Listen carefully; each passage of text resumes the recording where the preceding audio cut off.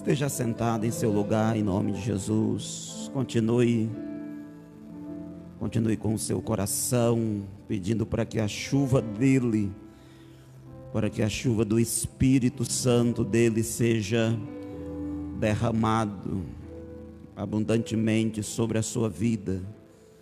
Estamos aqui para adorar ao Senhor, para sermos tocados, ministrados por Ele. Eu quero convidar você a pegar a sua Bíblia, livro do profeta Jonas, capítulo 1. Nós estamos aí refletindo sobre esse livro, um dos profetas menores, lá já no finalzinho do Antigo Testamento, Oséias, Joel e Amós, Obadias e Jonas. Diz assim a palavra do Senhor. Eu vou ler a partir do primeiro versículo, para nos situarmos na nossa reflexão. Veio a palavra do Senhor a Jonas, filho de Amitai, dizendo: Dispõe-te, vai à grande cidade de Nínive e clama contra ela, porque a sua malícia subiu até mim.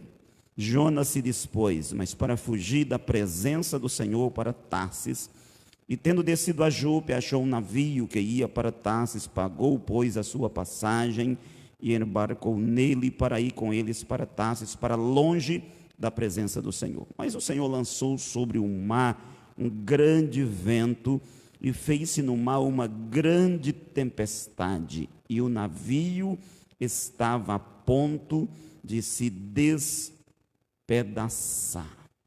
Amém, irmãos? Quando nós olhamos para o livro do profeta Jonas, na semana passada nós introduzimos o assunto desse livro, e quando nós olhamos para esse livro, nós encontramos algumas características da pessoa de Deus. A natureza de Deus, ela é bem evidente, ela é bem expressa no livro de Jonas.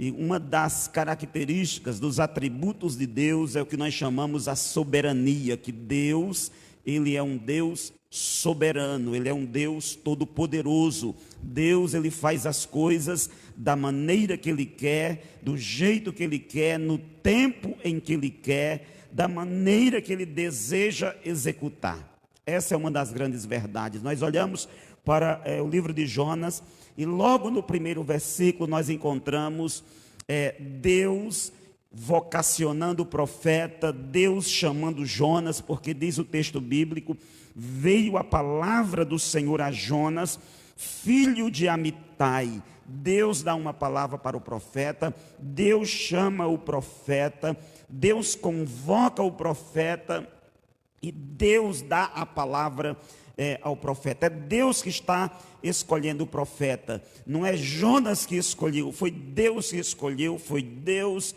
quem o chamou, foi Deus que deu a direção para Jonas, para ele ir à cidade de Nínive, clamar contra ela. Foi Deus que deu a palavra a Jonas. Então nós encontramos um Deus soberano, um Deus que está conduzindo cada evento, cada comportamento dentro desse livro. É Deus que vai escolher Jonas, é Deus que vai depois mandar uma tempestade, é Deus que vai fazer com que todos os eventos, os acontecimentos desse livro venham da parte do Senhor. Ele está no controle, Ele é a figura central desse livro, desse texto. E ao mesmo tempo que nós encontramos a grandeza de Deus, a soberania de Deus, um Deus que Ele reina sobre todas as coisas, sobre as nações, sobre os corações humanos, sobre as decisões humanas. Ele é um Deus também que comanda, que está conduzindo a própria natureza. A natureza aqui está obedecendo a palavra de Deus. A tempestade obedece à voz de Deus, o vento obedece à voz de Deus, um peixe obedece à voz de Deus, uma planta obedece à voz de Deus, um verme obedece à voz de Deus, porque Deus, Ele é soberano sobre todas as coisas. Mas à medida que nós percebemos a soberania de Deus, nós também encontramos no centro da soberania de Deus o amor dele sendo expresso. Deus é soberano, Deus sabe o pecado das nações, Deus sabe o que o homem tem feito, o que o pecado do homem, que ele é destrutivo, que ele arruína a vida do homem, mas Deus, ele é misericordioso. Deus, ele é cheio de amor. Deus ama tantos perdidos, aqueles que estão lá fora, que não ouviram a sua palavra ainda, que não ouviram a sua mensagem ainda. Deus é um Deus cheio de compaixão, ao ponto de enviar um profeta para levar a palavra. Como também Deus ama um profeta que é relutante. Deus ama um profeta que está tentando fugir da vontade de Deus, que está tentando fugir do plano de Deus, porque Deus fala para Jonas: vai para Nínive, e Jonas, ele decide ir para a cidade de Tarsis, o oposto de Nínive. Nós olhamos para esse texto que nós lemos essa noite, e nós encontramos aqui esse homem de Deus, esse profeta de Deus, chamado por Deus, fugindo do propósito de Deus, fugindo daquilo que Deus havia estabelecido para ele. Irmãos, e é trágico quando alguém decide trilhar um caminho que não é o caminho de Deus, que não é aquilo que Deus tem projetado para ela, que Deus tem planejado para ela. Essa pessoa sabe qual é a vontade de Deus, sabe qual é o intuito de Deus, sabe o que Deus quer, mas deliberadamente essa pessoa decide não fazer, decide trilhar um caminho oposto ao de Deus. E é o que está acontecendo com Jonas. E aí o que acontece agora nesse texto? Quando nós olhamos para esse texto, o que vai levar a Jonas a esse comportamento, a essa atitude? Eles têm uma palavra de Deus, ele recebeu uma palavra de Deus, mas ele trilha um outro caminho. O que levou isso a Jonas? Nós olhamos para o texto bíblico e nós vamos perceber que Jonas, primeiro, ele vai renunciar. Ele renuncia a sua vocação, ele renuncia o seu chamado, porque diz a palavra que Deus ordena. Deus diz: Jonas, vá à grande cidade de Nínive. No versículo de número 3, o versículo começa dizendo: Jonas se dispôs, Jonas se levantou, mas se levantou não para cumprir a vontade de Deus, não para fazer o que Deus queria, o que Deus havia mandado, mas diz a palavra que Jonas se levantou para fugir da presença do Senhor, para fugir da presença de Deus. E essa expressão, irmãos, a presença do Senhor, ela é uma expressão própria dos homens de Deus, ela é uma expressão própria dos profetas de Deus, e nós só vamos entender essa ideia quando nós olhamos para o primeiro livro dos Reis, capítulo 17, versículo 1, quando o profeta Elias diz a palavra do Senhor, quando ele chega para Acabe, ele diz: vive o Senhor Deus de Israel, perante cuja face eu estou. Irmãos, a marca de um profeta, a marca da vocação de um profeta, a marca do ofício profético era a presença de Deus. O que respaldava a missão do profeta, o que respaldava a missão, aquilo que o homem de Deus ia fazer, era a presença de Deus. E quando Jonas, ele decide fugir da presença de Deus, o texto vai dizer que Jonas se dispôs, mas para fugir da presença do Senhor, Jonas, ele está renunciando à sua vocação profética. Jonas, ele está renunciando à sua condição de profeta, o seu labor profético. Ele não está simplesmente dizendo: olha, eu vou para um lugar distante, eu vou para Tarsis. O que ele está dizendo é: olha, eu não quero que nenhuma palavra minha daqui para frente seja respaldada por Deus. Eu não quero agora, eu não quero mais fazer o que Deus quer, o que Deus tem ordenado. Eu renuncio ao ponto que ele foge da presença do Senhor. Ele não quer estar na presença do Senhor. E a presença do Senhor é o lugar onde o profeta deveria estar. O profeta era aquele que andava na presença de Deus, que recebia a palavra de Deus. E Jonas, ele está fugindo dessa presença, desse compromisso, desse relacionamento com Deus. Por que ele está fazendo isso? Porque Jonas, ele quer ver os seus inimigos destruídos. Jonas sabe a maldade da cidade de Nínive. Jonas sabe o potencial dessa cidade. E ele sabe que essa cidade mais tarde pode vir e saquear a sua terra, saquear a sua nação, destruir a sua nação. E Jonas não quer ver o bem dessas pessoas. Deus queria salvar Nínive. Deus queria transformar Nínive, mas Jonas não queria isso. Irmãos, nós ficamos horrorizados quando nós lemos esse texto. Como pode acontecer isso? Como um profeta de Deus, como um homem de Deus pode ter esse sentimento, pode ter esse desejo, pode pensar dessa maneira? Mas na verdade, nós na maioria das vezes nós agimos como Jonas.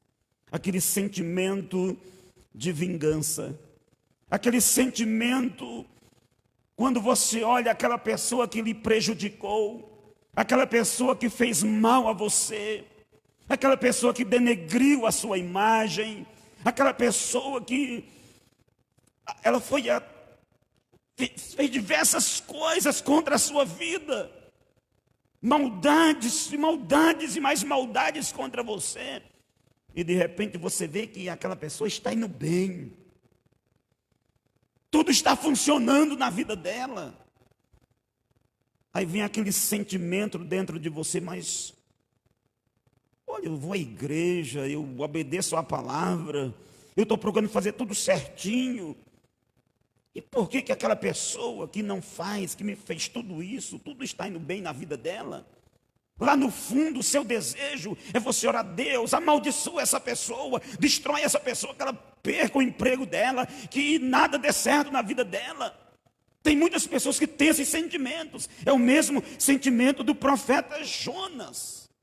Só que o caráter de Deus é um caráter diferente. A natureza de Deus é uma natureza diferente. Deus queria mudar aquela cidade, Deus queria mudar aquela nação, e Ele quer usar a vida de Jonas. No entanto, Jonas, ele não quer ter misericórdia daquela nação.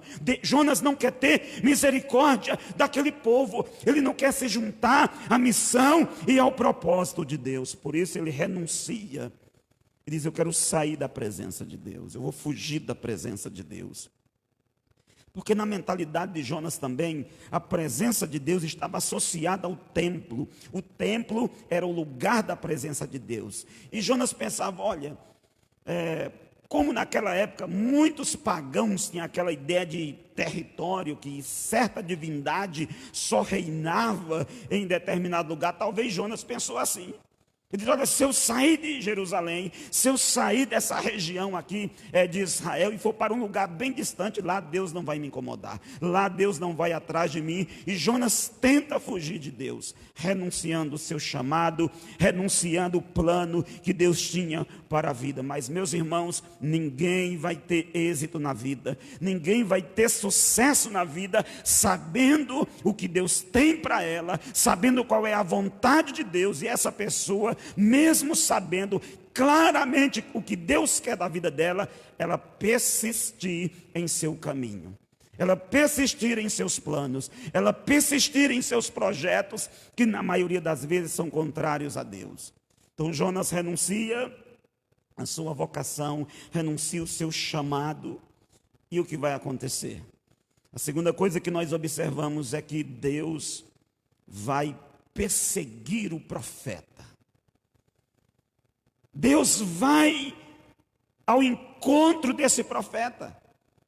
Deus vai criar circunstâncias. O versículo de número 4 diz: mas o Senhor, foi Deus. O que Deus fez? O texto bíblico vai dizer que o Senhor lançou, que o Senhor mandou ao mar um grande vento, uma grande tempestade. Essa tempestade, essa forte tempestade, esse forte vento, era resultado da desobediência de Jonas. Jonas está tentando fugir do propósito de Deus. E o nosso pecado em desobedecer a Deus, irmãos, na maioria das vezes, sempre terá consequência. Andar fora da vontade de Deus, andar fora do propósito de Deus, tratar a vontade de Deus com indiferença, é você caminhar em direção a problemas na sua vida, em direção a dificuldades na sua vida. Quando nós olhamos para Jonas, você vai ver que a partir do momento que Jonas decide desobedecer a Deus, ele começa a descer na sua vida. Há uma decadência na sua vida, há uma queda livre na sua vida. Jonas pensava, eu sou livre para fazer o que eu penso, para fazer o que eu quero. Ele pensava, ele racionalizava dessa maneira, nesse pensamento, olha, tudo está dando certo na minha vida, como falei a semana passada, olha, eu tenho dinheiro para comprar passagem, tenho um navio justamente para o lugar que eu quero ir, então é para esse lugar que eu vou. Ele pensava dessa maneira. Eu acho que Deus está nesse negócio de desobedecer a Ele mesmo, a palavra dEle. E aí Deus vai enviar essa tempestade. Irmãos, não existe nada mais terrível e assustador do que esse pensamento, que é pensar que o homem é livre para fazer o que quer. Nós ouvimos as pessoas dizer, não, mas você é livre. Você é livre para você fazer o que quer, o que você desejar, o que você pensar. Deus não vai se intrometer na sua vida. Nós pensamos dessa maneira, que o homem, ele é livre para decidir, mesmo que sua decisão, ela seja contrária à vontade de Deus. Ela seja contrária ao querer de Deus. Eu vou dizer uma coisa para você essa noite. Se você pensa dessa maneira, que você é livre para fazer o que quer, e se nessa sua caminhada de você fazer o que você pensa, de você fazer o que você deseja, nada acontece na sua vida, você tem um sério problema. Você tem um sério problema. Porque Deus não vai permitir que nenhum filho dele ande em desobediência à vontade dele, de uma maneira tranquila e sossegada, sem que nada aconteça. É por essa razão, irmãos, que eu falava hoje cedo, eu dizia, eu não quero ser livre para eu fazer o que quero. Eu não quero ter essa liberdade, não. Eu quero ser prisioneiro da vontade de Deus. Eu quero ser cativo da palavra de Deus. Eu quero uma liberdade que me aprisiona. Eu quero ser cativo de Deus, porque nesse cativeiro eu experimento a verdadeira liberdade. Não é fazer o que quero. Falo, Deus, quando eu estiver pensando, o dia que eu pensar, que eu desejar fazer o que eu quero, Deus se intrometa em minha vida e não deixe, não permita. Deve ser essa a nossa oração. Deus, não permita que eu venha fazer aquilo que está no meu coração, mas sim que eu venha fazer aquilo que está no teu coração, aquilo que está escrito no teu projeto, no teu plano, que eu venha fazer o teu querer. Mas porque a maioria das vezes os nossos planos, os nossos projetos, a maioria das vezes, são semelhantes aos projetos de Jonas. Pensamos como Jonas. Queremos sair da vontade de Deus. Arranjamos desculpas, criamos histórias, criamos justificativas. E aí Deus percebe que a nossa caminhada fora do plano dele é uma caminhada autodestrutiva. Deus olha para Jonas e Deus sabe que Jonas não vai se dar bem, que aquele não é o caminho para Jonas. E aí o que Deus vai fazer? Deus vai perseguir o profeta com o seu amor incansável. Ele vai interromper o percurso de desobediência de Jonas. Mas de que maneira ele vai interromper esse percurso? Enviando uma grande tempestade. Irmãos, essa tempestade, que o texto bíblico diz que uma grande tempestade se levantou, são evidências do amor de Deus. Aquela tempestade era Deus gritando para Jonas: não prossiga nessa loucura, não prossiga nesse caminho, não prossiga nessa jornada, ela vai te levar à destruição. E por essa razão Deus envia uma tempestade. Irmãos, as tempestades que vêm à nossa vida, as dificuldades que vêm em nossa vida, a maioria das vezes, ou vamos dizer, por não dizer todas as vezes, é uma prova de que Deus nos ama. É uma prova que Deus está dizendo: olha, eu quero você mais perto de mim, eu quero você orando mais, me buscando mais, se comprometendo mais com a minha obra, com o meu reino, com a minha causa. Porque se nós ficarmos à nossa própria vontade, irmão, nós vamos trilhar um caminho que é diferente do caminho de Deus. Você pode olhar, se tudo está indo maravilhosamente bem, nós não temos tempo para orar, para buscar a Deus, para fazer as coisas de Deus, porque não tem nada que nos inquieta. Nós até olhamos para a nossa vida, nós estamos se desviando para longe de Deus, nós estamos caminhando para a perdição e nós estamos dizendo: Deus está me abençoando. Tudo está bem, olha, meu trabalho está funcionando bem, eu estou indo bem lá na minha empresa, eu estou indo bem lá no meu negócio, tudo está acontecendo, olha, o meu emprego está maravilhosamente bem, lá em casa está indo tudo maravilhosamente bem, e nós estamos se afastando de Deus, e nessa justificativa, olhando para as circunstâncias, porque as circunstâncias estão bem, nós pensamos que tudo está bem, e na verdade nós estamos caminhando para a destruição. O nosso caminho é um caminho que vamos descendo cada vez mais. Aí o que Deus faz? Como Deus ama você, como Deus não quer que você se afaste da presença dEle, como Deus não quer que você fuja da direção dEle, do projeto dEle, do querer dEle, Deus vai e envia uma tempestade. Foi o que Deus fez com Jonas. Ele sabia a rota de Jonas, não era aquela rota que ele queria para Jonas. E Deus direciona essa tempestade. Essa tempestade, o alvo dessa tempestade era a pessoa de Jonas. Mas é Deus, irmãos, Deus querendo trazer o profeta de volta. Então esse texto bíblico, ele nos mostra o profeta renunciando à sua vocação. E quando ele renuncia e ele decide sair da presença de Deus, Deus vai perseguir o profeta.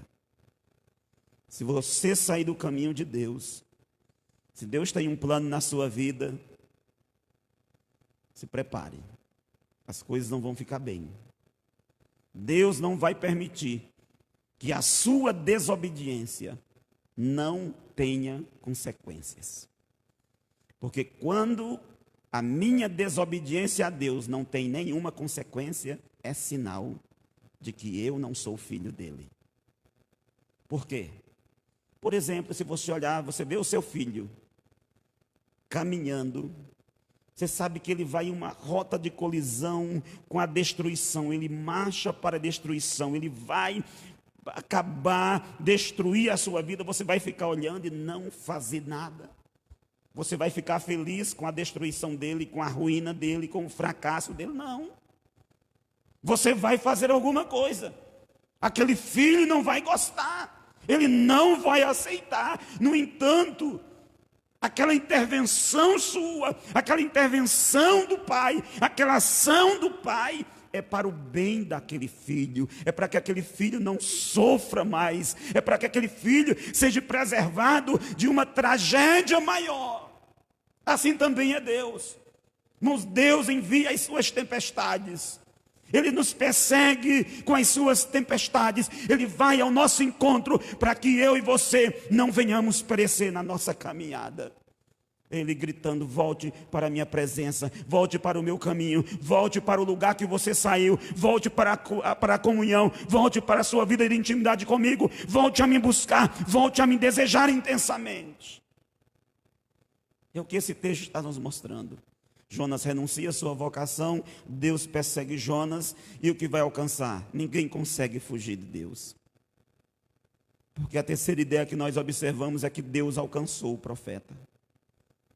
Deus alcançou Jonas, diz a palavra que no mar fez-se um forte vento, uma grande tempestade, ao ponto que aquele barco, ele estava prestes a ser despedaçado. Imagina o tamanho dessa tempestade. Claro que os barcos, os navios daquela época não eram como os de hoje, era bem diferente. Mas diz a palavra que ele estava sendo jogado de um lado para o outro com aquela forte tempestade. E é muito interessante quando você observa o versículo de número 4, porque o versículo número 4, olha essa expressão, um grande vento, uma grande tempestade. Quando você volta para o versículo 2, Deus disse para Jonas: Jonas, vai à grande cidade de Nínive. O que vai acontecer? A mesma palavra que é usada para descrever um grande vento, uma grande tempestade, é usada para descrever uma grande cidade. O que Deus estava dizendo com isso? Jonas, se você se nega a ir à grande cidade de Nínive, então você vai para o meio, para o seio de uma grande tempestade. De uma grande tempestade. E Deus vai alcançar o profeta. Deus vai capturar o profeta. O barco que Jonas está sendo jogado de um lado para o outro. Jonas não vai fugir de Deus. Talvez Jonas não entenda, talvez naquele momento ele não compreenda que é Deus que está agindo, que é Deus que está trabalhando. Porque a palavra, irmãos, ela nos diz que todas as coisas cooperam juntamente para o bem daqueles que amam a Deus, daqueles que são chamados.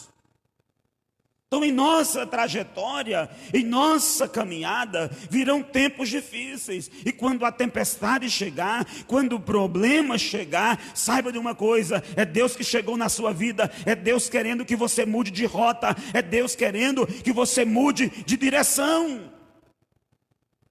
Jonas pensava que ele estava no controle de tudo, mas na verdade quem estava no controle de todas as situações era Deus.